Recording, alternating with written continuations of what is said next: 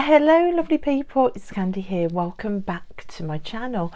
Now today I suddenly thought, gosh, I haven't filmed a Happy's video, I don't think since last November. So I decided to do a catch-up. I share decks, oracles, tarot, books. So I've got loads of stuff around me. The first thing I am going to start with is books.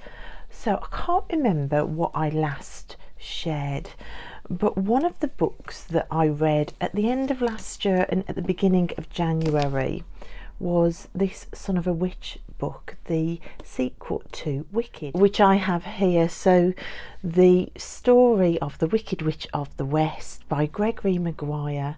I think there's possibly one more book after this. It's quite a dark series. It doesn't follow the same plot as the musical. It's quite slow paced, so if you're into a faster pace it might not be a series for you, but I'm really loving it. And her son, who features in this book, I think one of the biggest takeouts for me is his magic. He has a magic where he can read the past. He doesn't read the future like we often think of divination, but his magic is looking past and deciphering the patterns of the past. And I loved that idea of backwards divination. On the go as well, daily and dipping in and out of, is this book. Now this sits next to my bed. It's Daily Magic, Spells and Rituals for Making the Whole Year Magical, and it's by Judica Ellis, and I really love this book. You can see it follows the year day by day. It tells you about any magical correspondences for that day.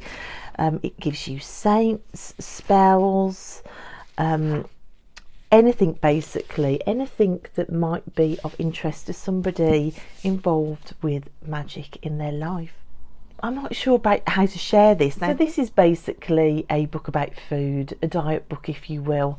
It's about developing a lifestyle around food if you are a food addict, and I would not recommend this book for anybody that just wants to explore healthy eating. Right line eating is really for people who have gone a step beyond that and are really in the realms of food addiction, binge eating disorder. This book kind of gives you bright lines that you mustn't cross. It's a very prescriptive book that takes away all of the thinking around food. It does the thinking and the decision making for you.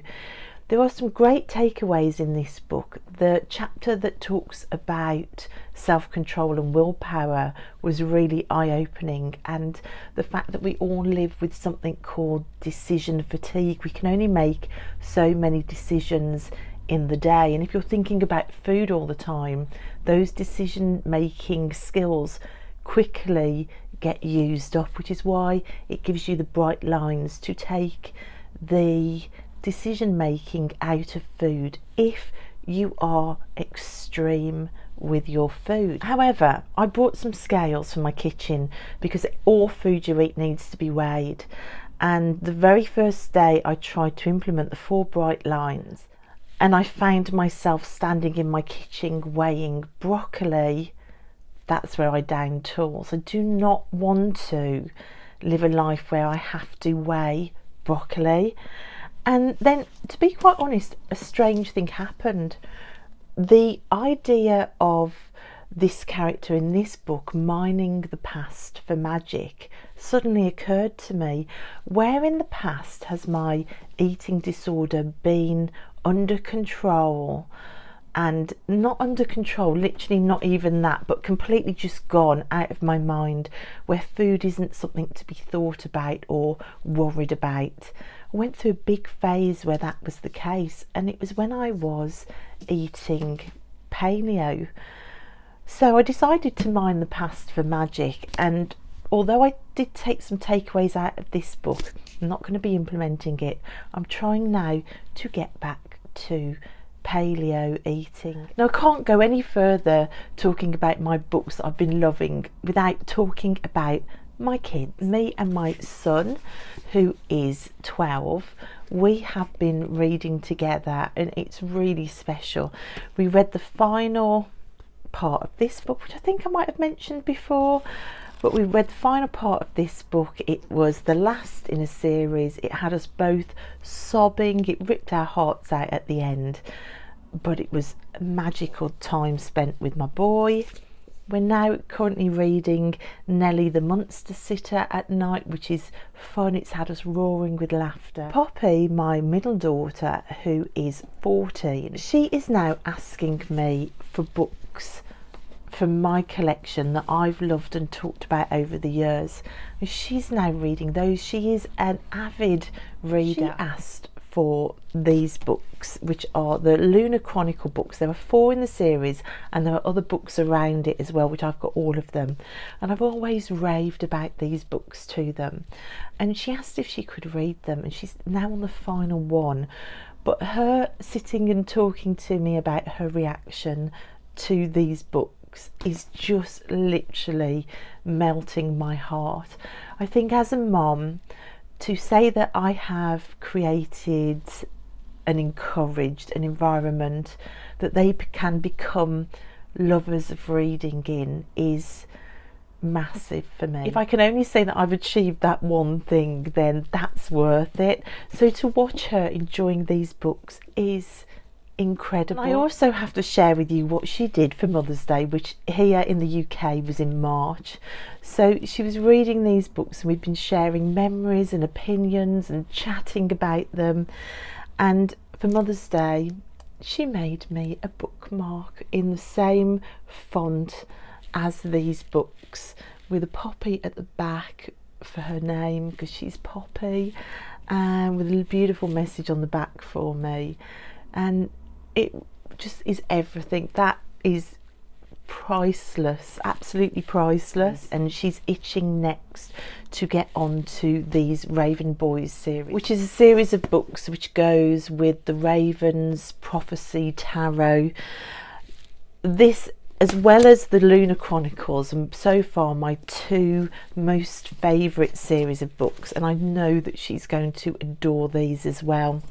Now, in return for me sharing my book collection with her, she's now in return sharing her book collection with me. And oh my goodness, my favourite reading this year so far is this series of books by Catherine M.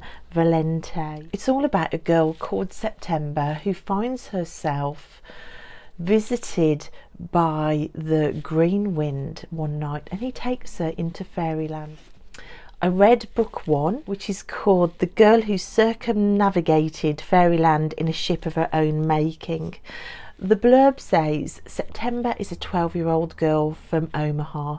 With her dad fighting a faraway war and her mum always out at work, she's lonely, stuck in a rut and starved of adventure.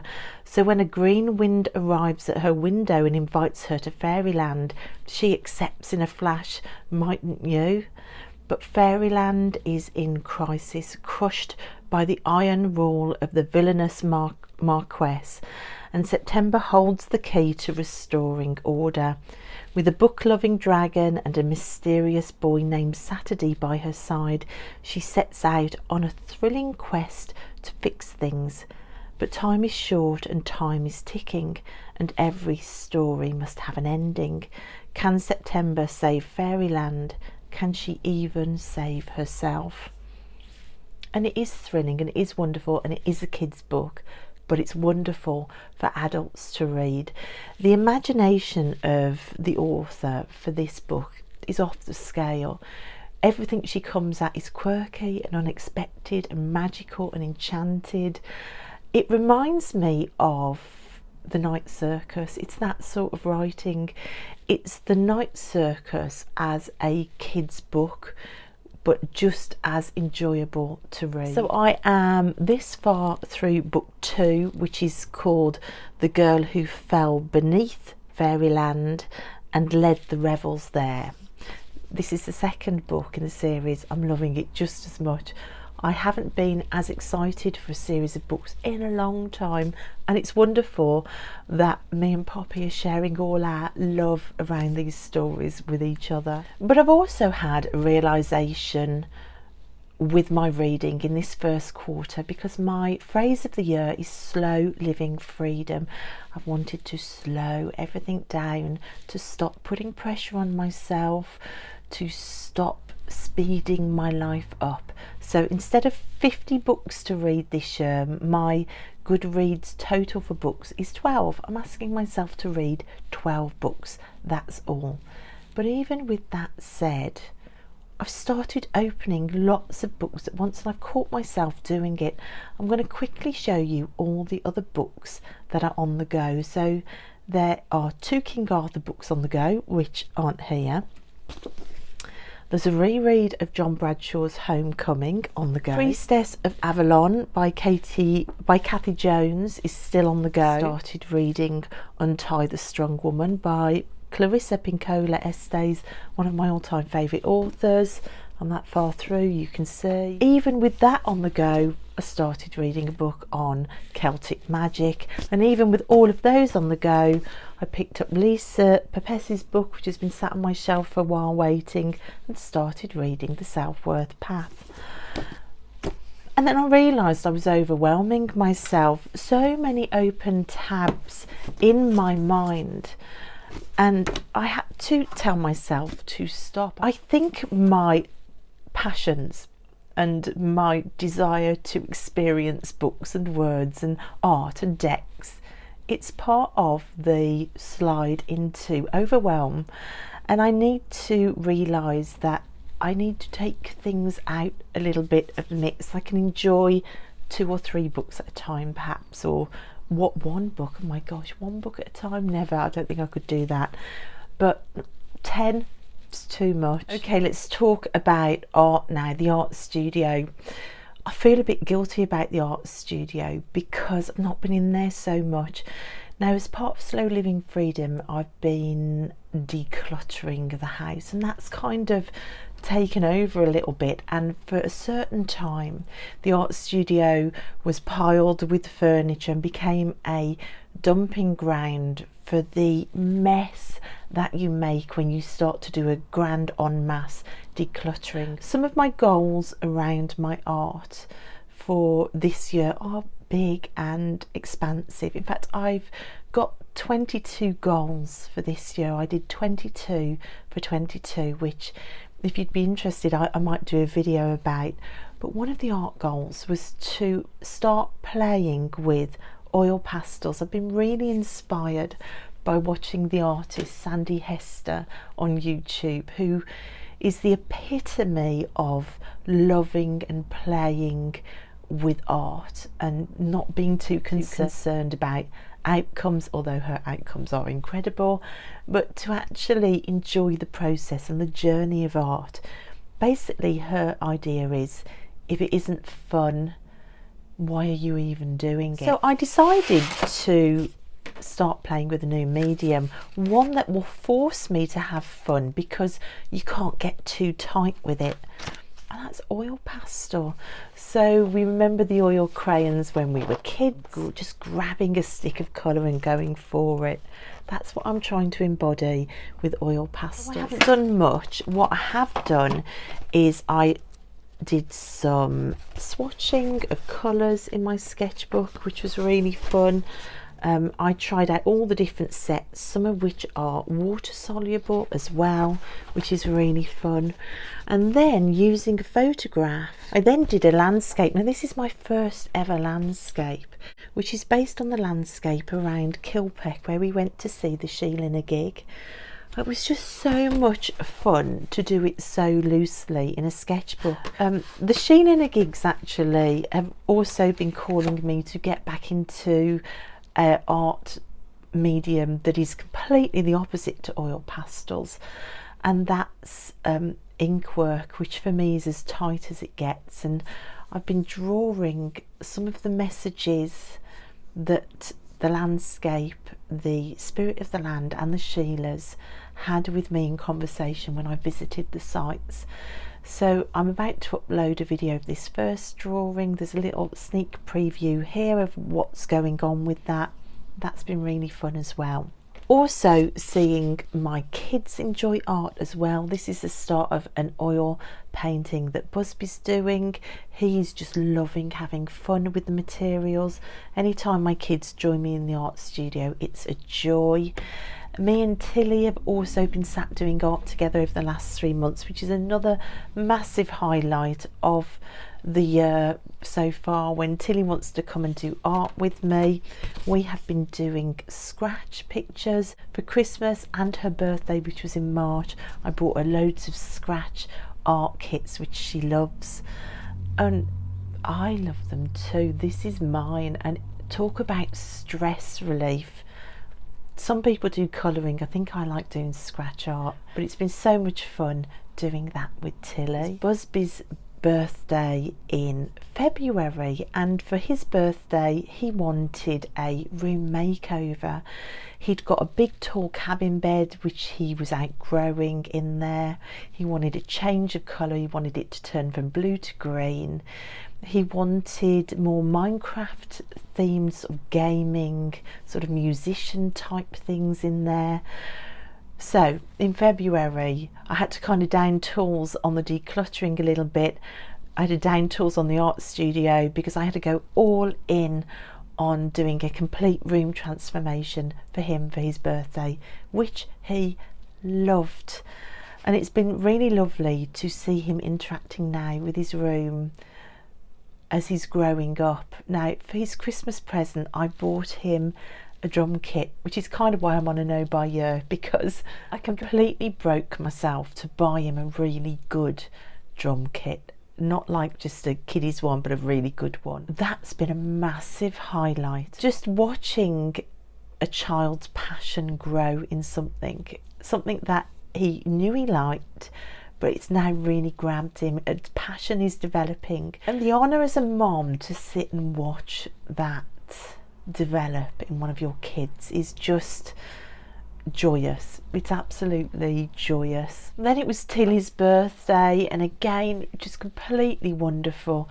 We had lots of surprise bags, surprise openings, LOL dolls, which I love as well. She had to watch me because I try and steal all the toys. I just go, oh my gosh, every LOL doll she opens, I go, oh, do you want that? Do you want that? She has to tell me to back off, mother. That's been wonderful as well. So 2 birthdays, another one coming up in May for Poppy. Mother's Day, of course, in March. I've already showed you this incredibly special bookmark. Busby, oh my gosh, Busby did a beautiful thing for me for Mother's Day. He called me up to his door, and there was a sign on his door telling me that there were treats ahead, and he'd converted his room into just a gift of love. He first sent me on a treasure hunt to find tokens, candy, coins, he called them.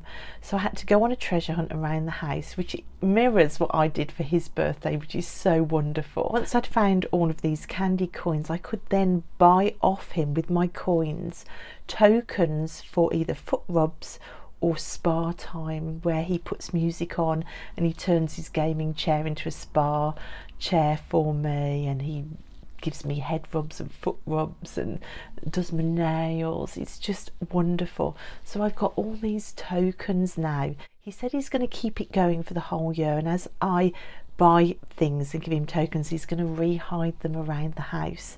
I've already found a couple as I've been tidying, and it's just so lovely and so wonderful and so special. For Mother's Day off Tilly, I just got the biggest hugs from afar because she actually had COVID. So March has been challenging as well. Tilly had a little bit of a health scare with a mole that we didn't like the look of, so we've had hospital appointments for that. Then she had a little operation to remove the mole, which saw me going in with her to keep her calm. So that was all a little bit worrying, and I didn't know how she would cope with going into hospital. She was fantastic, all looks well. That was a massive relief, but it was a challenge through February and March. As she came out from a hospital appointment, she then caught COVID, so we have had the last 10 days dealing with that. So there have been some challenges, but Tilly has been a trooper through it all. That girl is incredible. So journaling, I wanted to touch on what I've been doing this year so far with my journaling. Now, I normally hand make a scrap journal, but in the need to feel that life's more simple, I didn't want to be contending with a fold out, different flaps everywhere kind of journal that took a lot of space to open and write in. I wanted something a lot more simple. So I've gone for simple recycled books that were sat on my shelf that I haven't used for a while. Like this is an old book that wasn't used, and I just put a sticker from the Gentle Tarot on, and look, I just wrote Slow Living Freedom 2022 on there, and that's it. It was actually a broken spine journal that I was going to throw away, but I thought let's not throw it away, and I'm literally just writing in there. Anything goes. There's lists, there's notes, there's proper journal entries. This book I'm using for working through the Hallow Quest. So this so far is all notes that I've made working with just one deck, and it's been fantastic. So a lot simpler. I've been using as well sort of recycled diaries for sketchbooks in the art studio as well. You will have seen the fish work that I did in those if you watched one of my previous videos. Everything is upcycled, reused, mended, simpler. It's really good for my soul at the moment. The decluttering of the house continues, and I need to say a massive thank you to you guys for your kindness with those videos, because if any videos on this channel make me curl my toes with cringe and worry about what might be said, it's those videos, because I do share the mess before, the mouse living at the back of the kitchen cupboard that I didn't know was there, or the tarot room where you can't even see the floor.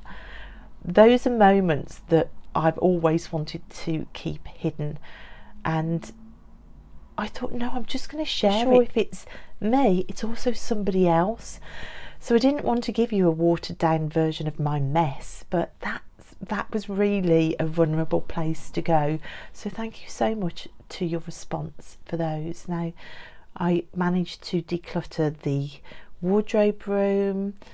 I've done part of the lounge. That's currently in a state of being decluttered now. I did I've done my art studio, I've done the tarot room. I spent February doing Busby's bedroom as well, which I probably won't share because he doesn't really want his bedroom shown, so that's fine. Decluttering en masse does make a mess, so there are still moments where I think, oh my gosh, all this work and it's still a mess everywhere. But it's a slow process and I am getting there. I want to talk as well about post and gifts through the post. I have been humbled so much to the point that the kids at one point had to run and get a chair for me because I nearly passed out with emotion from gifts in the post to me. I won't share all the names because I haven't asked permission, but I will mention Shannon because I know she's okay with that because I've done videos in the past. Shannon, my friend in America, she sent me a big box that was all decorated and painted with not only presents for me for my birthday and Christmas, but also presents for my kids. Oh my gosh, Shannon. I was so overcome when I saw the kids' faces and expressions opening presents gifted from other people, which in their life they don't get a lot of, that I nearly fainted. I went really white, became so overcome with emotion and gratitude that the kids had to run and get me a chair to sit on. and let me recover. And when I did recover, I just cried for hours. They had to keep saying to me, Mom, please stop crying. But it was just so much. It was Shannon that gifted me decks like the Gentle Tarot and the Retake Oracle. And it was just amazing, that box. I've kept the one panel of that box because I never, ever want to forget that. I have friends who've also sent me other decks. I've had a number of decks come from subscribers, from friends, with beautiful letters, and it's just meant everything, guys. It's meant such a lot. Tilly as well. I mean, this is Shannon sent us the Garden Dragon deck last year, which is an all-time favourite.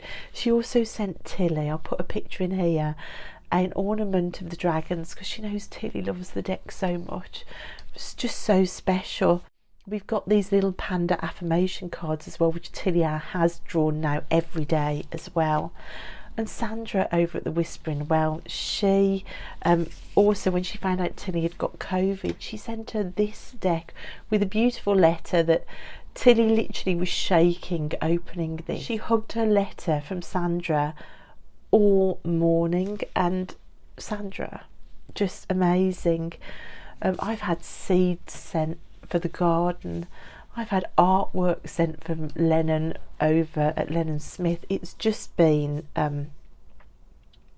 humbling. And I have, in the madness of hospital appointments and COVID, I've not done any of the letters and the boxes to send back yet.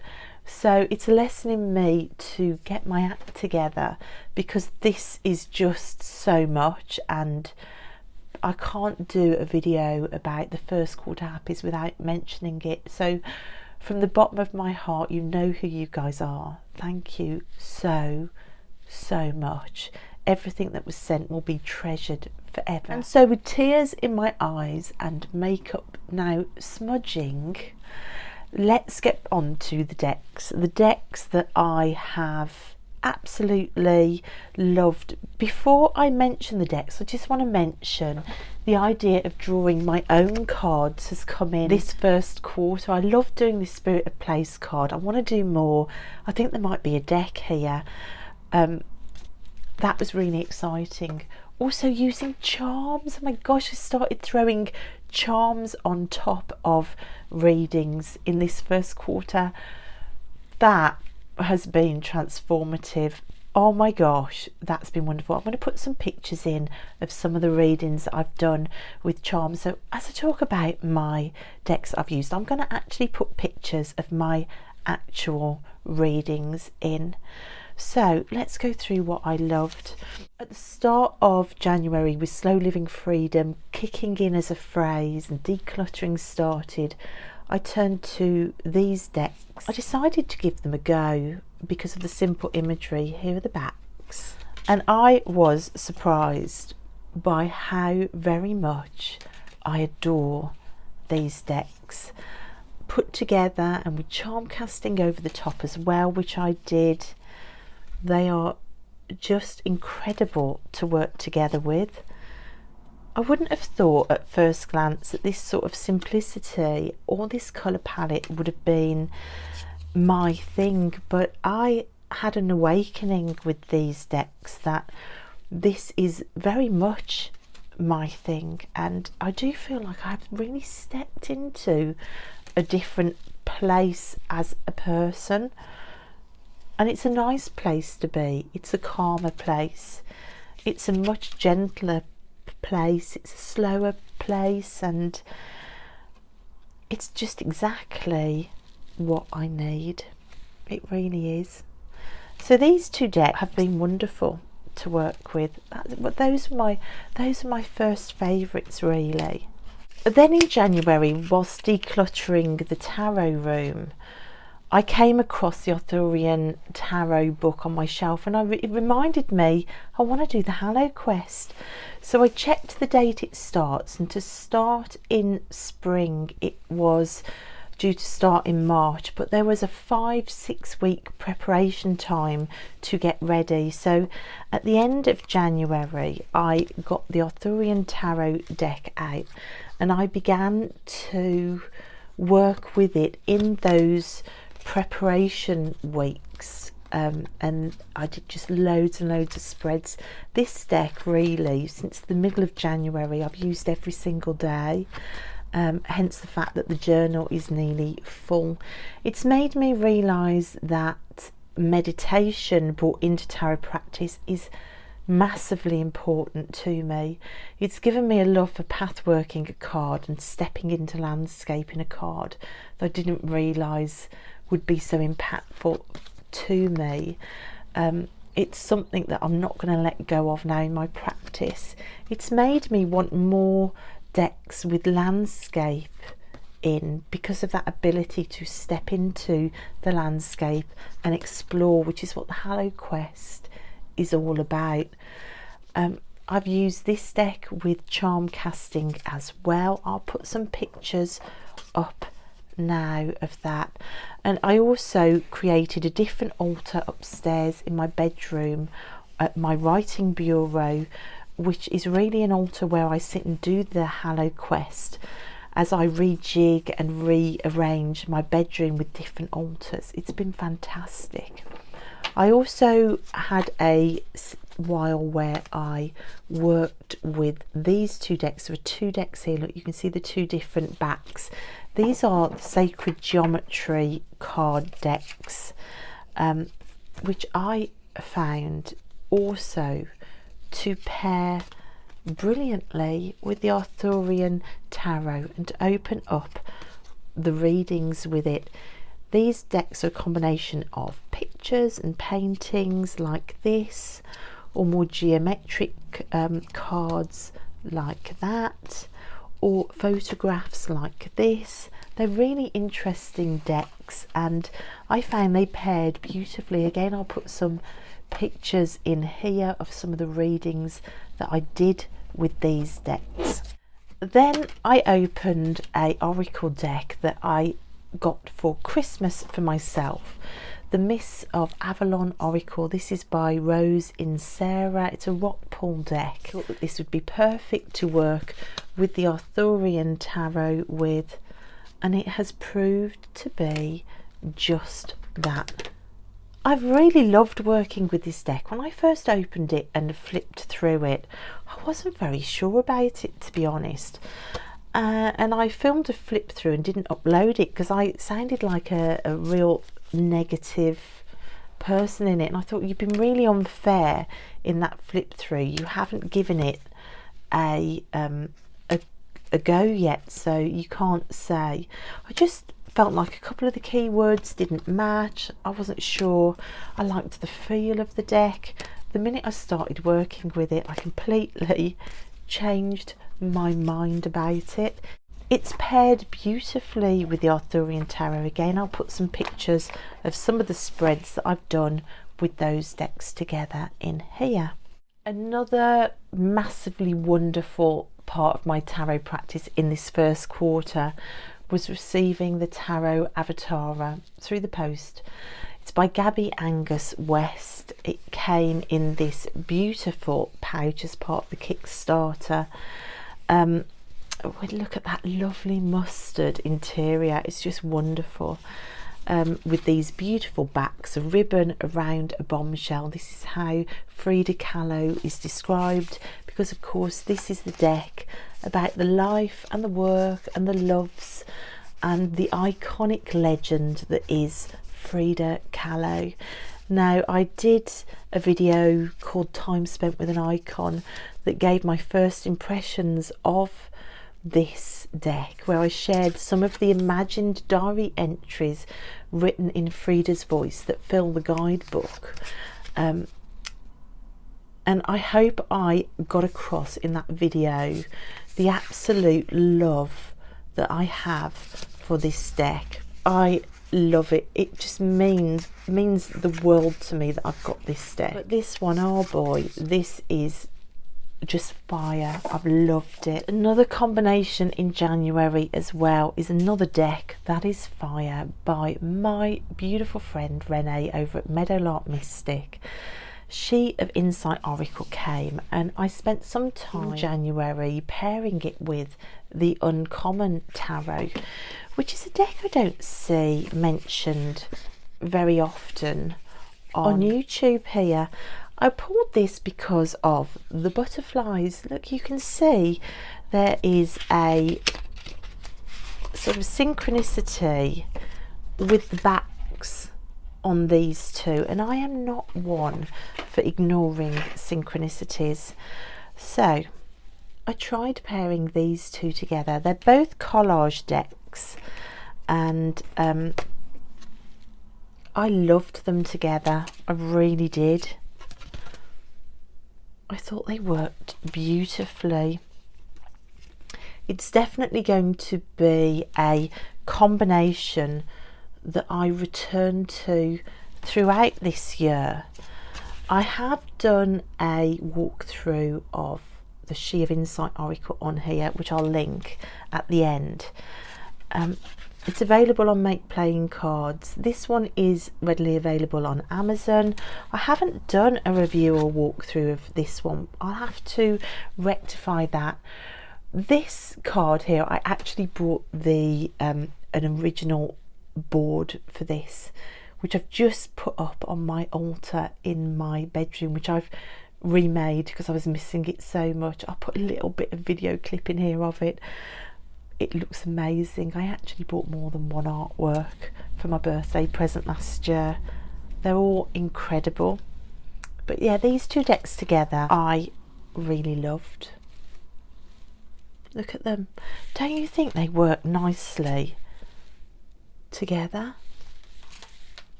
Just such a lovely combination, I think. So that's the Uncommon Tarot with the She of Insight Oracle. Another deck combination that I loved in March were these two paired together. I'm still working with them. Oh my gosh, I'm doing a morning and an evening single card pull from each deck, so I end up with 4 cards over the day unless more than one decides to jump out.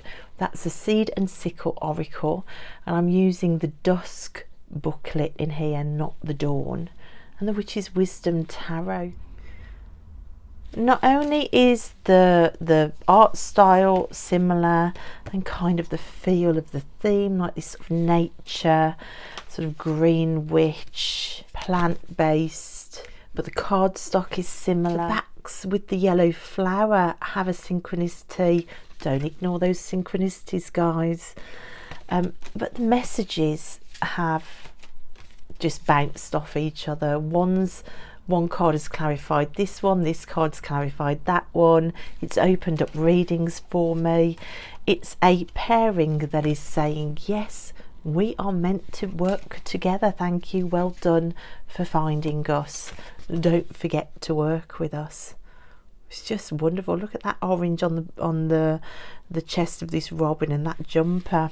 Synchronicities everywhere. It's just really nice to connect with the Witch's Wisdom, which is one of my favourite decks, but it hasn't had the work put in with it yet, so that's really nice. Then a deck that has been like a motion wheel in a deck, which I've been pulling, to be honest, with kind of everything, is the Reclaim Oracle. Once I got this out and started working with it, I just could not stop. These are the cards I pulled yesterday in yesterday's shadow work reading, but look at some of these cards. They are so wonderful. You've got purpose, you've got faith, oh look at them, loss, control, look at that for control, stillness, peace, appreciation, that's how I feel for you guys, protection, me with my 3 babies, just as I have loved the Gentle Tarot as well. the colours, I've never seen a deck with these colours, and I think I'm going to use this deck as inspiration for decorating my house, because the colours are just like a warm hug in themselves. The Three of Cups is on top because Tilly's been finding the Three of Cups and everything, because that's her card, which is why when she received this deck from Sandra, we were so excited, because the Three of Cups card is on the front of the box.